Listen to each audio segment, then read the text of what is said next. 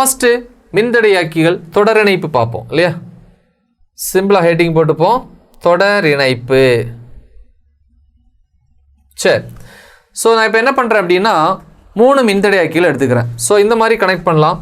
இது சிம்பிளாக இருந்துச்சு அப்படின்னா சே 1 2 3 மின்தடையாக்கிகள் இல்லையா. மின்தடை R1 R2 R3. ஸோ இதில் வந்து ஒரு மின்கலனை கனெக்ட் பண்ணியிருக்கோம். ப்ளஸ்ஸு மைனஸ் மின்னழுத்த வேறுபாடு V. ஓகே, ஸோ இப்படியும் கனெக்ட் பண்ணலாம். தொடர் இணைப்பு தொடர்ச்சி இணைச்சிருக்கோம் பார்த்தீங்களா. நம்ம டெக்ஸ்ட் புக்கில் வந்து எப்படி இருக்குது, ஸோ அதே தான் ஒயரை வந்து பெண்ட் பண்ணி கொடுத்துருப்பாங்க.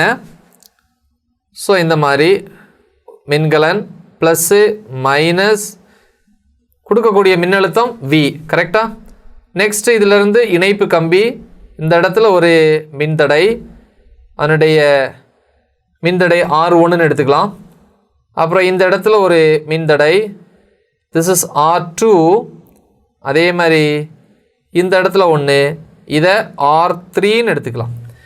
இந்த தொடர் இணைப்பில் வந்து பார்த்தீங்க அப்படின்னா மின்னோட்டம் வந்து சமமாக இருக்கும். ஒவ்வொரு மின்தடையாக்கி குறுக்கேயும் மின்னோட்டம் சமம்.